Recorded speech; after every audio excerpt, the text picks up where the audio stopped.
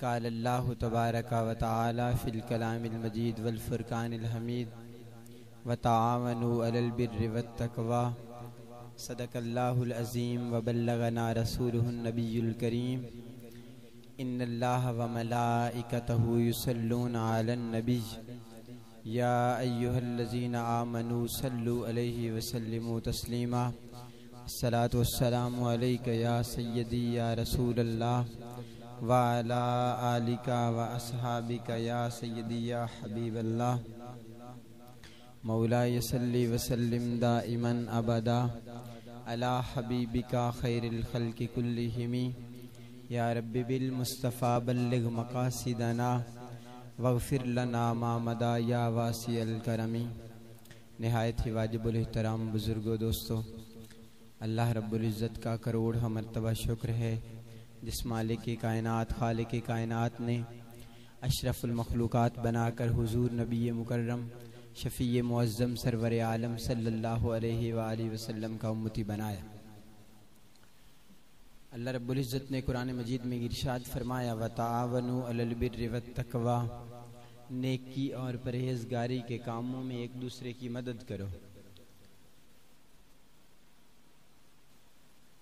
اسی مناسبت سے حالات و واقعات کو دیکھتے ہوئے ہمیں نبی کریم صلی اللہ علیہ وآلہ وسلم کی سیرت طیبہ، صحابہ کرام رضوان اللہ علیہم اجمعین کی سیرت طیبہ، اولیاء کاملین کی سیرت طیبہ، علماء اہل سنت کی سیرت طیبہ، یہ اس بات کی طرف سبق دیتی ہے، یہ ہمیں سمجھاتی ہے، یہ سکھاتی ہے کہ لوگوں کے ساتھ کس انداز سے بھلائی کریں۔ نبی کریم صلی اللہ علیہ وآلہ وسلم نے ارشاد فرمایا کہ اگر کوئی آدمی کسی دوسرے آدمی کی ایک پریشانی دور فرمائے گا تو اللہ رب العزت کل قیامت والے دن اس کی پریشانیوں کو دور فرمائے گا۔ فرمایا نبی کریم صلی اللہ علیہ وآلہ وسلم نے کہ دنیا کے اندر اگر کوئی آدمی کسی دوسرے آدمی کی پردہ پوشی کرے گا تو کل قیامت والے دن اللہ رب العزت اس کی پردہ پوشی فرمائے گا۔ تو یہ چیزیں نبی کریم صلی اللہ علیہ وآلہ وسلم نے سکھائیں، سمجھائیں۔ اور دوسری چیز جو نبی کریم صلی اللہ علیہ وآلہ وسلم کی سیرت طیبہ ہے وہ عمل کر کے ان باتوں کو دکھاتی ہے۔ وہ چیزیں کہ نبی کریم صلی اللہ علیہ وآلہ وسلم خود عمل کرتے ہیں، پھر صحابہ کرام رضوان اللہ علیہ مجمعین کو عمل کر کے سمجھاتے ہیں نبی کریم صلی اللہ علیہ وآلہ وسلم کہ اس طریقے سے عمل کرنا ہے۔ اور وہ عمل کا انداز کیا ہے؟ سیدہ طیبہ طاہرہ سیدہ عائشہ صدیقہ رضی اللہ تعالی عنہا آپ روایت بیان کرتی ہیں کہ نبی کریم صلی اللہ علیہ وآلہ وسلم آپ کے گھر کے اندر اگر ایک درہم یا ایک دینار بھی رات کے وقت بچ جاتا تو نبی کریم صلی اللہ علیہ وآلہ وسلم پریشان ہو جایا کرتے تھے، اس لیے کہ کہیں اسے استعمال کیا جائے، کہیں اسے غریبوں میں تقسیم کیا جائے، غریبوں پہ خرچ کیا جائے۔ تو ہر لمحہ نبی کریم صلی اللہ علیہ وآلہ وسلم غریبوں پہ خرچ کرنے کی ترغیب دیتے رہے، غریبوں کی بھلائی کے لیے، ان کی آسانی کے لیے جن معاملات کو ضروری سمجھا نبی کریم صلی اللہ علیہ وآلہ وسلم خود بھی کرتے رہے اور صحابہ کرام رضوان اللہ علیہ اجمعین کو بھی اس کی ترغیب دیتے رہے۔ ہر موقع پہ، ہر جگہ پہ جب بھی کوئی اس طرح کا مسئلہ پیش ہوا تو نبی کریم صلی اللہ علیہ وآلہ وسلم نے صحابہ کرام رضوان اللہ علیہ اجمعین کو سمجھایا کہ کس طریقے سے غریب لوگوں کی مدد کرنی ہے، محتاجوں کی مدد کرنی ہے، ضرورت مندوں کی مدد کرنی ہے۔ ایک صحابی رسول کے بارے میں ہے کہ ان کے گھر کے ساتھ ایک کھجور کا درخت تھا۔ اب دوسرے آدمی کو اس درخت کی ضرورت تھی تاکہ وہ اپنے گھر کے ساتھ دیوار کے ساتھ اس کی ٹیک بنا سکے، تو نبی کریم صلی اللہ علیہ وآلہ وسلم نے اسے ارشاد فرمایا کہ یہ تو ایک درخت دے دے، اللہ رب العزت اس کے بدلے میں تجھے جنت عطا فرمائے گا۔ تو عرض کرنے لگا یا رسول اللہ صلی اللہ علیہ وآلہ وسلم اس درخت کی مجھے بڑی ضرورت ہے، میں یہ درخت نہیں دے سکتا۔ نبی کریم صلی اللہ علیہ وآلہ وسلم کا یہ فرمان عالی شان جب ایک دوسرے صحابی نے سنا تو وہ اس صحابی کے گھر گئے، اس سے جا کے کہنے لگے کہ یہ ایک درخت ایک باغ کے بدلے میں مجھے بیچ دے، ایک باغ کے بدلے میں تو مجھے ایک یہ درخت بیچ دے۔ وہ درخت بیچ دیا گیا۔ پھر اس صحابی نے جا کے، جس صحابی کو اس درخت کی ضرورت تھی، اسے جا کے تحفے میں دے دیا کہ بھائی اس درخت کی تجھے ضرورت ہے، میں یہ درخت تمہیں تحفہ کرتا ہوں۔ تو نبی کریم صلی اللہ علیہ وآلہ وسلم کو جب اس بات کا علم ہوا تو نبی کریم صلی اللہ علیہ وآلہ وسلم نے اسے جنت کی بشارت عطا فرمائی۔ تو نبی کریم صلی اللہ علیہ وآلہ وسلم صحابہ کرام رضوان اللہ علیہ مجمعین کو ترغیب دیا کرتے تھے، سمجھایا کرتے تھے، سکھایا کرتے تھے کہ لوگوں پر، غریبوں پہ صدقہ کیا کرو، ان پہ خرچ کیا کرو، انہیں سمجھایا کرو کہ کس طریقے سے غریبوں کی مدد کرنے سے اللہ رب العزت عطا فرماتا ہے، اللہ رب العزت دروازے کھول دیتا ہے۔ حضرت سیدنا عثمان غنی رضی اللہ تعالی عنہ، آپ کے بارے میں آتا ہے، یہ مشہور روایت ہے کہ حضرت ابو بکر صدیق رضی اللہ تعالی عنہ آپ کے زمانہ میں قحط پڑ گیا۔ جب قحط پڑا، حضرت عثمان غنی رضی اللہ تعالی عنہ آپ ملک شام سے تجارت کے لیے گئے تھے، واپس پلٹے تو آپ کے پاس بہت زیادہ غلہ تھا، سامان تھا، اونٹ تھے۔ تو حضرت عثمان غنی رضی اللہ تعالی عنہ آپ کی بارگاہ میں مختلف تاجروں نے حاضری دینا شروع کر دی، اور جو قیمت تھی اصل اناج کی اس سے 1.5 گنا 2 گنا زیادہ رقم دینا شروع کر دی، اور کہنے لگے کہ جناب یہ غلہ ہمارے ہاتھوں بیچ دو تاکہ ہم مدینے کے لوگوں میں یہ غلہ بیچ سکیں۔ تو حضرت عثمان غنی رضی اللہ تعالی عنہ آپ فرمانے لگے بھائی چلے جاؤ، میرا سودا ہو چکا ہے، میرا سودا ہو چکا ہے۔ تو تاجروں نے آپ سے پوچھا کہ حضور آپ کا سودا کس سے ہوا ہے؟ تو حضرت عثمان غنی رضی اللہ تعالی عنہ آپ فرمانے لگے کہ میرا سودا میرے مالک سے ہو گیا ہے، اللہ رب العزت سے میرا سودا ہو گیا ہے کہ اللہ رب العزت نے فرمایا میں ایک کے بدلے 10 گنا عطا کروں گا، مجھے تمہارے 2 گنا کی کوئی ضرورت نہیں۔ حضرت عثمان غنی رضی اللہ تعالی عنہ نے وہ سارا کا سارا غلہ مدینہ منورہ کے غریب لوگوں کے اندر تقسیم فرما دی، مدینہ منورہ کے غریب لوگوں کے اندر تقسیم فرما دیا۔ تو صحابہ کرام رضوان اللہ علیہ مجمعین نے یہ ساری چیزیں کر کے دکھائیں، لوگوں کو سمجھایا کہ کس کس طریقے سے اگر تم یہ معاملات کرتے رہو گے تو اللہ رب العزت تمہیں اور عطا فرمائے گا۔ یہ یاد رکھیں کہ جب بھی کوئی آدمی مال خرچ کرتا ہے اللہ رب العزت کے راستے میں تو اللہ رب العزت اس کے مال کے اندر اور برکتیں پیدا فرما دیتا ہے۔ ظاہری طور پہ انسان اپنے دل کو سمجھائے، دل کو تسلی دے، سمجھ تو یہی لگتی ہے کہ بھائی مال خرچ ہو رہا ہے، لیکن یاد رکھ لیں، یقین کر لیں کہ جو بات نبی کریم صلی اللہ علیہ وآلہ وسلم نے فرما دی کہ جب کوئی آدمی خدمت خلق کرتا ہے، یہ یاد رکھے خدمت خلق ہے کیا؟ کہ اللہ رب العزت کی رضا کی خاطر، اللہ رب العزت کو خوش کرنے کی خاطر کسی آدمی کی، کسی غریب کی مدد کرنا، اسے خدمت خلق کہتے ہیں۔ کسی ضرورت مند کی ضرورت کو پورا کرنا، کسی حاجت مند کی حاجت کو پورا کرنا، کسی غریب کی، کسی مفلس کی مفلسی کو، تنگ دستی کو دور کرنا، اسے خدمت خلق کہتے ہیں۔ اور اس خدمت خلق کے بدلے میں اللہ رب العزت پھر اس آدمی پہ اپنی عنایتیں فرماتا ہے، اللہ رب العزت اپنی مہربانیاں فرماتا ہے، لیکن یہ پہلے خرچ کرنا پڑتا ہے۔ اور یاد رکھیں جس قدر آدمی زیادہ خرچ کرتا ہے اللہ رب العزت اسی قدر زیادہ عطا فرماتا ہے۔ جس قدر انسان اللہ رب العزت پہ بھروسہ رکھ لے اسی قدر اللہ رب العزت اسے زیادہ عطا فرماتا ہے۔ یہ بندے کے اپنے اخلاص، بندے کی اپنی للہیت کا صدقہ ہے کہ کس قدر وہ اللہ رب العزت کی ذات پہ یقین رکھتا ہے اور کس قدر وہ مخلص ہے۔ اگر کوئی آدمی دکھانے کی خاطر، تاکہ پتہ چلے کہ یہ بڑا سخی ہے، لوگوں کو بڑا تقسیم کرنے والا ہے، اگر کوئی آدمی اس نظریے سے خرچ کرتا ہے تو اسے کوئی ثواب نہیں پہنچتا، یہ یاد رکھیں۔ لیکن اگر ایک آدمی اس لیے خرچ کرتا ہے، چاہے لوگوں کو دکھا کے خرچ کر رہا ہے، اس لیے خرچ کرتا ہے تاکہ لوگ مجھے دیکھیں اور مجھے دیکھ کے باقی لوگ بھی خرچ کریں، تو اللہ رب العزت اسے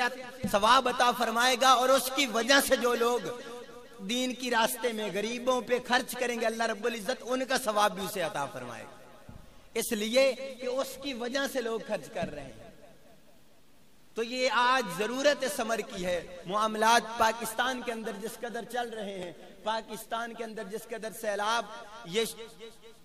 جنوبی پنجاب کے اندر جس قدر سیلاب آیا ہوا ہے، مسلمانوں کے حالات جس قدر خراب ہو چکے ہیں، تو تمام لوگوں کے لیے یہ ضرورت ہے کہ جتنے لوگوں سے ہو سکے، جس قدر زیادہ ہو سکے، اپنی ہمت کے مطابق، اپنی طاقت کے مطابق زیادہ سے زیادہ اللہ رب العزت کی رضا کی خاطر ان لوگوں پہ خرچ کریں، تاکہ اللہ رب العزت ان کے اس حال پہ رحم فرمائے، ان کی معاملات کے اندر آسانی ہو سکے۔ جو وہ بیچارے پھنس چکے ہیں ان معاملات کے اندر، اس آزمائش کے اندر، تو اللہ رب العزت انہیں اس آزمائش میں کامیابی نصیب فرمائے۔ اور یہ یاد رکھیں، جب بھی اللہ رب العزت کی طرف سے اس طرح کی کوئی آزمائش آئے اور بندہ صبر کرے، تو پھر اللہ رب العزت صبر کرنے والوں کو اس سے زیادہ اجر عطا فرماتا ہے۔ لیکن جب آدمی صبر نہیں کرتا بلکہ واویلا کرنا شروع کرتا ہے، تو وہی آزمائش اس کے لیے مصیبت بن جاتی ہے۔ تو آزمائش رہتی ہی اسی وقت تک ہے کہ جب کوئی آدمی اس پہ صبر کرنا شروع کر دے اور اللہ رب العزت کی رضا پہ راضی ہو جائے، تو اسے آزمائش کہا جاتا ہے۔ اور مصیبت کہا ہی اسی جاتا ہے جس پہ آدمی صبر نہ کر سکے، جس پہ واویلا کرنا شروع کر دے، جس پہ زارو قطار رونا شروع کر دے۔ صحابہ کرام رضوان اللہ علیہ مجمعین پہ بڑی تکالیف آئیں، بڑی مصیبتیں آئیں، تو وہ رحمت عالم صلی اللہ علیہ وآلہ وسلم کی بارگاہ میں آ کے عرض کر دیا کرتے تھے، واویلا نہیں کرتے، بلکہ نبی کریم صلی اللہ علیہ وآلہ وسلم، آپ کا یہ عالم تھا کہ نبی کریم صلی اللہ علیہ وآلہ وسلم تین دن تک اگر آپ کو کھانا نہیں ملتا تو اللہ رب العزت کی رضا پہ راضی رہتے، اللہ رب العزت کی رضا پہ راضی رہتے۔ ایک دفعہ نبی کریم صلی اللہ علیہ وآلہ وسلم، آپ کے گھر کے اندر ایک مہمان آ گیا، تو آپ کے پاس ایک ہی بکری تھی جس کا دودھ موجود تھا، تو نبی کریم صلی اللہ علیہ وآلہ وسلم نے وہ دودھ بھی اس مہمان کو دے دیا، اور اس رات بھی نبی کریم صلی اللہ علیہ وآلہ وسلم نے بھوک اور پیاس کے عالم میں کاٹ لی، لیکن اس غریب آدمی کی مدد کی۔ حالانکہ اس سے پہلے بھی ایک رات اسی کنڈیشن میں، اسی حالت میں گزر چکی تھی، لیکن اس کے باوجود رحمت عالم صلی اللہ علیہ وآلہ وسلم نے تمام معاملات اسی طرح کی ہے۔ حضرت ابو طلحہ انصاری رضی اللہ تعالیٰ عنہ، آپ کے بارے میں آتا ہے کہ آپ کے پاس ایک دفعہ بہت زیادہ مال آ گیا۔ جب بہت زیادہ مال آیا تو بڑے پریشان ہوئے، کافی دیر پریشان بیٹھے رہے، تو ان کی زوجہ محترمہ وہ ان کے پاس حاضر ہوئیں اور کہنے لگیں کہ حضور آپ بہت زیادہ پریشان نظر آ رہے ہیں، کیا ماجرا ہے؟ تو حضرت ابو طلحہ آپ ارشاد فرمانے لگے کہ مسئلہ تو اور کوئی نہیں، میرے پاس مال بہت زیادہ آ گیا، میں اس کا کیا کروں؟ تو وہ زوجہ بھی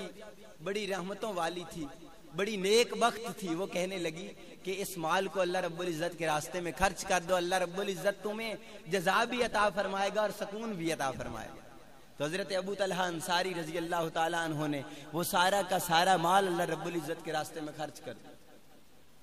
جب بھی ضرورت محسوس ہوئی تو نبی کریم صلی اللہ علیہ وآلہ وسلم نے صحابہ کرام کو ترغیب دلوائی، صحابہ کرام رضوان اللہ علیہ مجمعین کو ان باتوں کی طرف رہنمائی فرمائی، صحابہ کرام رضوان اللہ علیہ مجمعین کو سمجھایا، سکھایا کہ کس کس طریقے کے ساتھ غریب لوگوں کی مدد کرنی ہے، کس کس انداز سے غریب لوگوں کی، یتیم لوگوں کی، مفرور اور مغرور اور جو بیچارے لوگ ہیں، جو حالات کی گردش کے اندر پھنس چکے ہیں، ان لوگوں کی کس قدر مدد کرنی ہے اور کس کس انداز سے مدد کرنی ہے، یہ سارے معاملات نبی کریم صلی اللہ علیہ وآلہ وسلم نے سمجھائے۔ نبی کریم صلی اللہ علیہ وآلہ وسلم نے ارشاد فرمایا کہ جو آدمی کسی دوسرے آدمی کی تنگ دستی کو دور فرمائے گا، اللہ رب العزت اس کی تنگ دستی کو دور فرما دے گا۔ نبی کریم صلی اللہ علیہ وآلہ وسلم نے ارشاد فرمایا جب کوئی آدمی کسی دوسرے آدمی کی پریشانی کو دور فرمائے گا، اللہ رب العزت اس آدمی کی پریشانی کو دور فرما دے گا۔ تو یہ یاد رکھیں، آج ہمارے معاملات اس قدر ہو چکے ہیں کہ جب حالات ہم دیکھتے ہیں، جب پریشانیاں ہم دیکھتے ہیں، تو پاکستان کے اور دیگر ممالک کے اندر یہی قانون چلتا آ رہا ہے، یہی معاملات چلتے جا رہے ہیں کہ جب دیکھتے ہیں کہ جس چیز کی ضرورت بڑھتی جا رہی ہے اس چیز کا ریٹ زیادہ کر دیا جاتا ہے، اس چیز کی قیمت بڑھا دی جاتی ہے تاکہ لوگ اور پریشانی کے اندر مبتلا ہو جائیں۔ یاد رکھیں کہ جب اگر تم لوگوں کے لیے آسانی پیدا کرو گے تو مالک تمہارے لیے آسانی پیدا کر دے گا، لیکن اگر تم لوگوں کے لیے تنگ دستی پیدا کرو گے، لوگوں کے لیے تکلیف پیدا کرو گے، تو پھر تمہارے لیے تکلیف خود بخود پیدا ہونا شروع ہو جائے گی۔ یہ مال، دنیا کا مال، یہ تو دنیا کے اندر رہ جانا ہے۔ ضرورت ثمر کی ہے کہ اگر ہم لوگوں کے لیے آسانیاں پیدا کریں، لوگوں کی تکلیفیں دور کریں، جس قدر وہ پھنستے جا رہے ہیں، اگر ہم ان کی مدد کرنا شروع کر دیں تو اللہ رب العزت اپنی مدد ہم پہ نازل فرمائے گا، اللہ رب العزت ہم پہ مہربانیاں فرمائے گا، اللہ رب العزت ہم پہ کرم نوازیاں فرمائے گا۔ اور یہ یاد رکھیں، جب کسی چیز کی ضرورت بڑھے اور وہ مال موجود ہونے کے باوجود اسے چھپا دیا جائے، اس کی قیمت جان بوجھ کے بڑھا دی جائے کہ اب اس چیز کی ضرورت بڑھتی جا رہی ہے، تو یہ حرام کام ہے جو لوگ کر رہے ہیں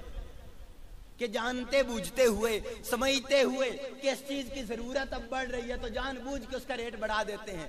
اب لوگ دیکھ رہے ہیں کہ سیلاب والوں کو جھونپڑیوں کی ضرورت ہے، خیموں کی ضرورت ہے، تو وہی خیمے کہ جن کی قیمت پہلے 10,000 تھی اب بڑھا کے 15 سے 20,000 کر دی گئی ہے۔ یہ ہماری بے حسی کا عالم ہے، یہ داد رسی کا عالم ہے۔ یہ ہم پھر انسانیت کے ناطے ہم انسانیت کی طرف لوگوں کو بلاتے ہیں، ہم لوگوں کی انسانیت سمجھاتے ہیں، حالانکہ ہمارے اندر سے خود بخود انسانیت ختم ہوتی جا رہی ہے۔ ہمیں ان باتوں کو سوچنا اور سمجھنا چاہیے کہ چھوٹی چھوٹی بات جو ہم لوگوں کو تکلیف دیتے ہیں، یہ سمجھیں کہ جو آج ہم لوگوں کو ذرہ برابر تکلیف دے رہے ہیں، کل ہمیں اس تکلیف میں پڑنا پڑے گا خود۔ یہ تو دنیا آخرت کی کھیتی ہے، بلکہ بعد معاملات تو ایسے ہوتے ہیں کہ بندہ جس طرح دنیا کے اندر کسی کے ساتھ کرتا ہے اسی طرح دنیا کے اندر بھگت کے پھر جانا پڑتا ہے۔ تو یہ وہ معاملات ہیں جن کے اندر ہم پھنستے جا رہے ہیں، لیکن ہم ان معاملات کی طرف توجہ نہیں کرتے۔ ہم کسی کا مال ہڑپ کرنے میں دیر نہیں لگاتے، لیکن یہ نہیں سوچتے کہ آج ہم جس غریب کا مال ہڑپ کر رہے ہیں، جس غریب کا ہم مال ضائع کر رہے ہیں، جس کا ہم ناحق مال کھا رہے ہیں، کل قیامت والے دن اس کا ہمیں اجر و بدلہ دینا پڑے گا۔ کل قیامت والے دن ہمیں اس بارے میں سوال کیا جائے گا اللہ رب العزت کی بارگاہ میں۔ جب اس بارے میں پوچھا جائے گا تو ہم کس منہ سے جواب دیں گے؟ کل قیامت والے دن جب ان معاملات کے بارے میں پوچھا جائے گا، جب پوچھا جائے گا کہ تمہارے پاس مال موجود تھا، تمہارے پاس یہ سہولیات موجود تھیں، تم دیکھ رہے تھے کہ فلاں فلاں علاقے کے لوگ پریشان حال ہیں، اس کے باوجود تم نے ان کی مدد نہیں کی، اس کے باوجود تم لوگوں نے ان کی طرف کوئی خیال نہیں کیا، تو کل قیامت والے دن تمہیں اس بات کا بہت بڑا اجر اور بہت بڑا بدلہ دینا پڑے گا، اس بات کی تمہیں پوچھ ہوگی۔ اس لیے ضرورت صبر کی ہے کہ آج ہم ان لوگوں کے ساتھ مدد کریں زیادہ سے زیادہ، اور یہ یاد رکھیں کہ ہم پہلے اپنے اہل علاقہ، ہم اپنے گرد و نواح والے لوگوں کو دیکھیں۔ معاملات یہ ہوتے ہیں کہ لوگ صدقہ کرتے ہیں، لوگ خیرات کرتے ہیں، اور خیرات کرنے کا جو طریقہ ہے وہی ہمارا غلط چلتا آ رہا ہے کہ جس چیز کی ضرورت ہوتی ہے ہم وہ ضرورت پوری نہیں کرتے، جس چیز کی حاجت ہوتی ہے ہم اس حاجت کو پورا نہیں کرتے، بلکہ ہم شہرت کی خاطر 4 دیگیں پکوا کے لوگوں کے اندر تقسیم کر دیتے ہیں، حالانکہ دیگوں کی انہیں ضرورت کوئی نہیں ہوتی۔ جس آدمی کو کپڑوں کی ضرورت ہے ہم اسے کھانا دے رہے ہوتے ہیں، جسے کھانے کی ضرورت ہے ہم اسے کپڑے دے رہے ہوتے ہیں۔ ضرورت سمر کیا کہ ہم پہلے پوچھیں، ہم دیکھیں کہ اسے ضرورت کس چیز کے، پھر ہم اسے دیں۔ حضرت امام محمد رحمت اللہ تعالی علیہ آپ اکثر یہ فرمایا کرتے تھے کہ میرا دل تو یہ کرتا ہے کہ کسی غریب آدمی کو اس قدر زیادہ زکوٰۃ، اس قدر زیادہ صدقہ دے دیا جائے تاکہ وہ خود امیر ہو جائے اور پھر لوگوں کو دینے والا ہو جائے، اس قدر امیر ہو جائے کہ لوگوں کو دینے والا ہو جائے۔ ہم کرتے اس طرح کہ اگر 10,000 بھی زکوٰۃ دینی ہو تو ہم کوشش کرتے ہیں کہ 20 بندوں کو 500 روپیہ زکوٰۃ دے کے تو چلو یہ کہ لوگوں کو پتہ چلے کہ یہ بڑا آدمی زکوٰۃ دینے والا ہے۔ یاد رکھیں، اس کی بجائے اگر آپ وہی کسی ایک آدمی کو 10,000 روپیہ دے دیتے تاکہ اس کے ذریعے کو وہ چھوٹا موٹا کاروبار شروع کر لیتا اور اللہ رب العزت اس کاروبار کے اندر اس کے لیے برکتیں پیدا فرما دیتا، ساری زندگی آپ کو اس کا اجر و بدلہ ملتا رہتا، ساری زندگی آپ کو اس کا ثواب ملتا رہتا۔ حضرت عثمان غنی رضی اللہ تعالیٰ عنہ جب آپ کو علم ہوا کہ نبی کریم صلی اللہ علیہ وآلہ وسلم نے اعلان فرمایا ہے کہ مدینہ کے لوگوں کو پانی کی ضرورت ہے، تو حضرت عثمان غنی رضی اللہ تعالیٰ عنہ نے اسی وقت کنواں خرید کے لوگوں کے لیے وقف کر دیا کہ تمام مسلمان اس کنویں سے پانی پئیں۔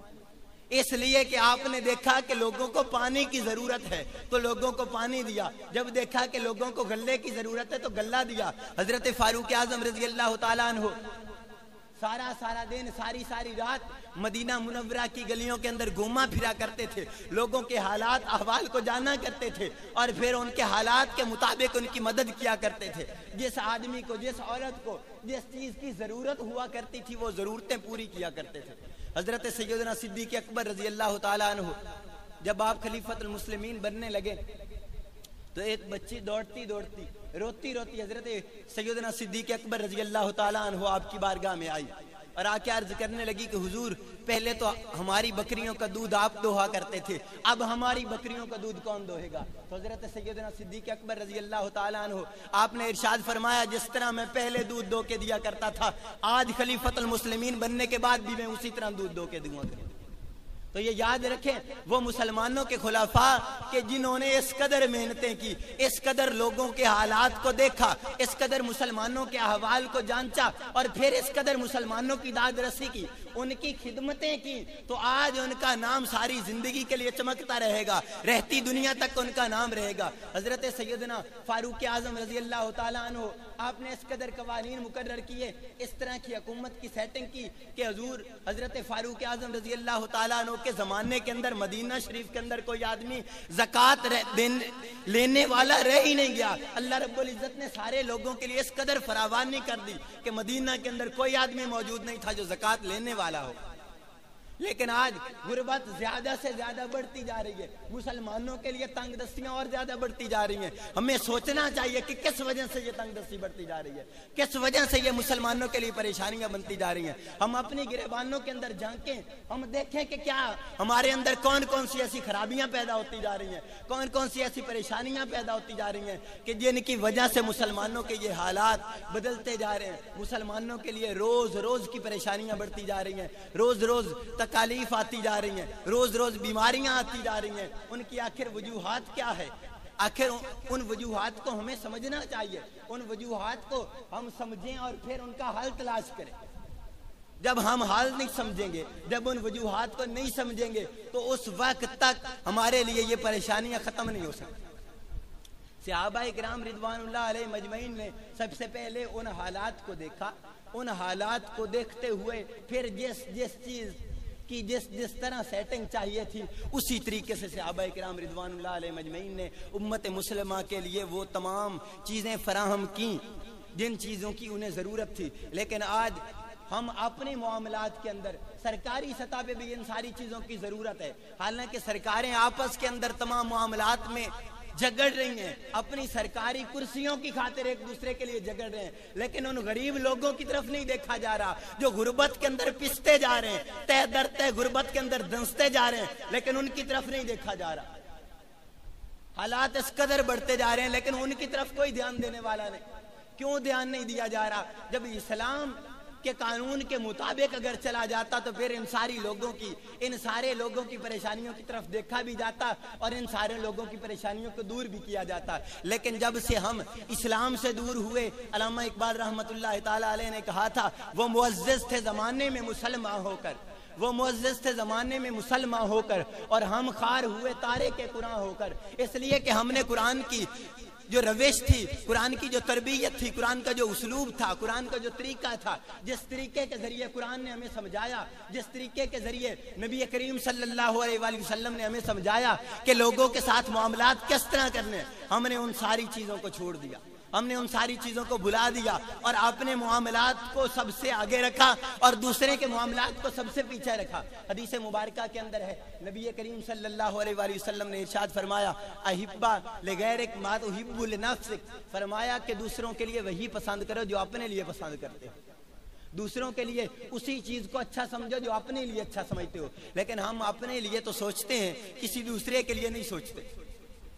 ہم اپنی جان کے لیے، ہم اپنی ذات کے لیے سوچتے ہیں لیکن کسی دوسرے کے لیے نہیں سوچتے۔ ایک جنگ کا یہ واقعہ ہے کہ 3 صحابہ کرام وہ زخمی ہیں، پانی کی طلب ہے، انہیں پانی لایا جاتا ہے ان کو پلانے کے لیے۔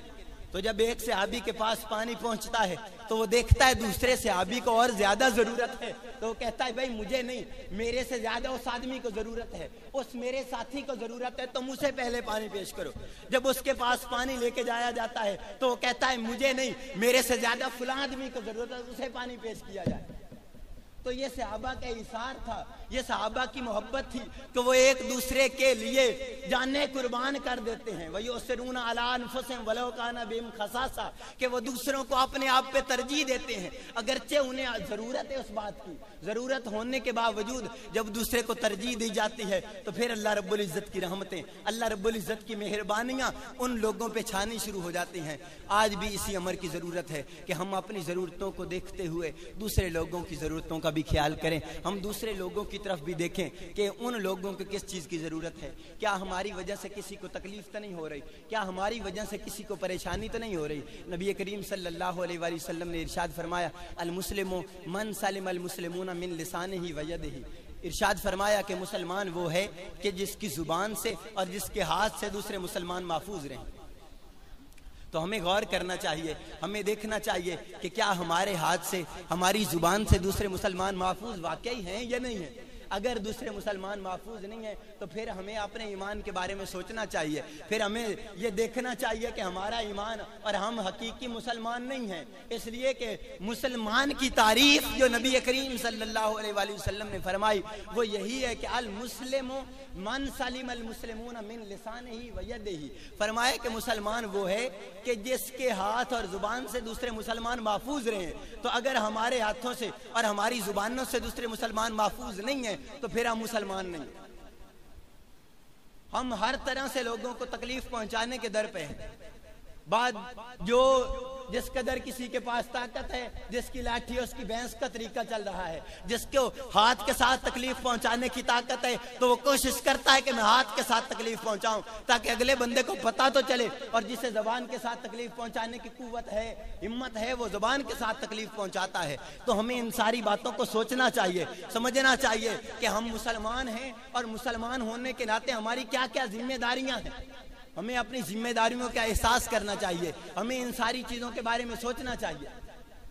کہ نبی کریم صلی اللہ علیہ وآلہ وسلم نے کس طرح زندگی گزاری اور ہمیں کس انداز سے زندگی گزارنی چاہیے۔ نبی کریم صلی اللہ علیہ وآلہ وسلم نے کس انداز سے صحابہ کرام رضوان اللہ علیہ مجمعین کی تربیت کی، صحابہ کرام رضوان اللہ علیہ مجمعین نے لوگوں کے ساتھ کس طرح معاملات کیے، حکومت میں آئے تو کس طرح معاملات کیے، ایک خلیفہ بنا، بادشاہ وقت بنا تو اس کے معاملات کیسے تھے، بادشاہ وقت بننے سے پہلے اس کے معاملات کیسے تھے۔ اگر ہم صحابہ کرام رضوان اللہ علیہ مجمعین کی زندگیوں میں غور کریں تو ہمیں پتہ چلتا ہے کہ ان لوگوں نے ساری زندگی سادہ زندگی گزاری، اپنے سے زیادہ دوسروں کو ترجیح دیتے رہے، اپنے معاملات سے زیادہ دوسرے کے معاملات کو ترجیح دیتے رہے۔ تو آج ہمیں بھی ضرورت اسی امر کی ہے کہ ہم وہ لوگ جو تنگ دست ہیں، جو پریشان حال ہیں، جو ضرورت مند ہیں، ہمیں ان ضرورت مندوں کی مدد کرنی چاہیے، ہمیں ان تنگ دست لوگوں کی خیر خواہی کرنی چاہیے، ان کی بھلائی کے لیے سوچنا چاہیے۔ تو جس قدر ہو سکے، جس قدر زیادہ ہو سکے، ہر بندہ اپنی ہمت، اپنی طاقت اور اپنی توفیق کے مطابق اللہ رب العزت کی رضا کی خاطر ان لوگوں کی ضرور ضرور مدد فرمائے کہ جن لوگوں پہ اللہ رب العزت کی طرف سے آزمائش آ چکی ہے، جن لوگوں کی طرف سے اللہ رب العزت کی طرف سے آزمائش ہے اور وہ اس آزمائش کے اندر پھنسے ہوئے ہیں، تو اللہ رب العزت ہماری دعا ہے کہ اللہ رب العزت انہیں کامیابی نصیب فرمائے اور اللہ رب العزت اس آزمائش سے انہیں نجات عطا فرمائے، اور وہ جس تکلیف کے اندر، جس مصیبت کے اندر ہیں، اللہ رب العزت اس مصیبت سے، اس تکلیف سے انہیں رہائی عطا فرمائے۔ وما علینا الا البلاغ المبین۔